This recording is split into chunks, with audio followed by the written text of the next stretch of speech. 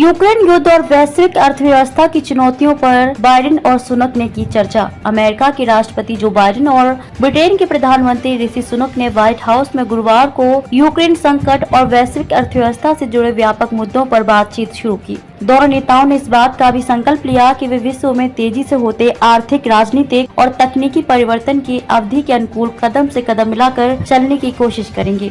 Oval office में दोनों नेताओं ने यूक्रेन युद्ध, चीन, आर्थिक सुरक्षा, कृत्रिम मेधा के बढ़ते क्षेत्र को विनियमित करने पर अंतर्राष्ट्रीय सहयोग और अन्य कई मुद्दों पर चर्चा की। अक्टूबर में सुनक के प्रधानमंत्री बनने के बाद से बाइडेन और सुनक के बीच 4 बार आमने सामने की बैठकें हो चुकी हैं। वॉशिंगटन में होने वाली वार्ता दोनों नेताओं को निरंतर बातचीत का एक और मौका देगी। सुनक ने उन महत्वपूर्ण बातचीत का भी उल्लेख किया है जो उनके पूर्ववर्तियों ने ओवल कार्यालयों में वर्षों से की है और स्वीकार किया कि वे और बाइडेन दोनों अपने स्वयं के कठिन समय का सामना कर रहे हैं। अक्टूबर में ब्रिटेन का प्रधानमंत्री बनने के बाद से सुनक की वॉशिंगटन की यह पहली यात्रा है। सुनक ने कहा कि हमारी अर्थव्यवस्थाएं औद्योगिक क्रांति के बाद शायद सबसे बड़ा परिवर्तन देख रही है, क्योंकि नई प्रौद्योगिकियां अविश्वसनीय अवसर प्रदान करती हैं, बल्कि हमारे विरोधियों को और साधन भी देते हैं। यूक्रेन में 15 महीने से जारी रूसी आक्रमण को लेकर दोनों नेताओं के बीच प्रमुख रूप से बातचीत हुई। अमेरिका और ब्रिटेन इस युद्ध के खिलाफ यूक्रेन के प्रयास में सबसे बड़े दाता हैं और यूक्रेन को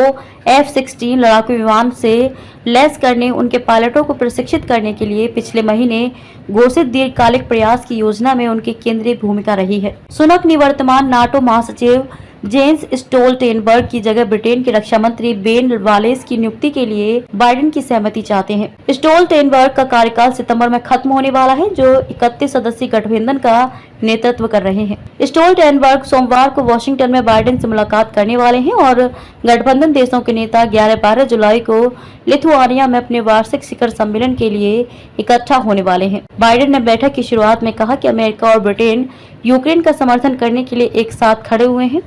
सुनक ब्रिटेन को कृत्रिम मेधा AI के क्षेत्र में एक अग्रणी देश बनाने के इच्छुक हैं और उन्होंने घोषणा की कि उनकी सरकार AI सुरक्षा पर एक शिखर सम्मेलन के लिए राजनेताओं, वैज्ञानिकों और तकनीकी अधिकारियों को इकट्ठा करेगी।